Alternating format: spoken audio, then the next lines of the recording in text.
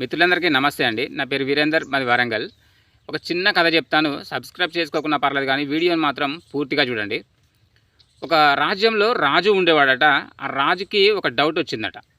ఆ డౌట్ని తన మంత్రితో చెప్తున్నాడు. ఏమని అంటే, మంత్రి గారు, మన రాజ్యంలో కుక్కలు, గొర్రెలు రెండు ఉన్నాయి కదా. ఈ కుక్కలేమో అది కన్నప్పుడల్లా, అది అంటే పిల్లలు పెట్టినప్పుడల్లా 5, 6 అట్లా పెడతా ఉన్నాయి. మరి గొర్రెలేమో 1, 2 మాత్రమే పెడతా ఉన్నాయి. అయినా కానీ ఈ గొర్రెల మందనేమో వేగంగా అభివృద్ధి చెందుతున్నాయి. మరి కుక్కలు ఎందుకండి రోజు రోజుకి తరిగిపోతున్నాయి అనేసి ఆ మంత్రి గారిని అడిగాడట. అప్పుడు ఆ మంత్రి, సరేనండి రాజుగారు, నేను రేపు చెప్తానండి అనేసి ఆ రోజు ఇంటికి వెళ్ళిపోయాడట. అదే రోజు రాత్రి మంత్రి గారు ఏం చేశారంటే, 2 గదులు తీసుకొని ఒక గదిలో గొర్రెల మంద, ఇంకొక గదిలో కుక్కల మందను వదిలేశాడట.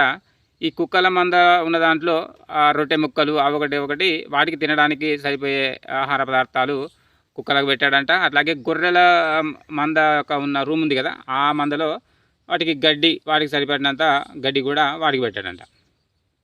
అయితే తెల్లవారి రాజుగారిని తీసుకొని ఆ గదుల దగ్గరికి తీసుకెళ్ళాడట.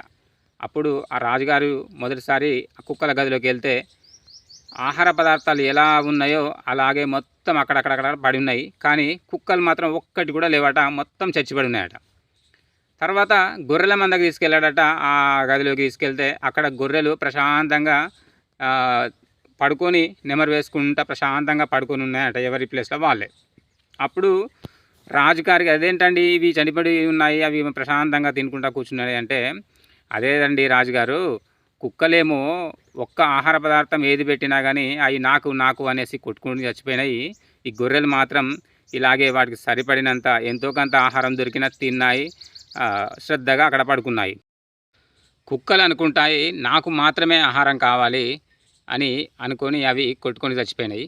మరి గొర్రెలేమో నాకు కూడా ఆహారం ఉంటే చాలు అని అనుకున్నాయి కాబట్టి ఎవ్వరికి దొరికిన ఆహారం, ఆ గడ్డి ఏదైతుందో అది తిన్నాయి.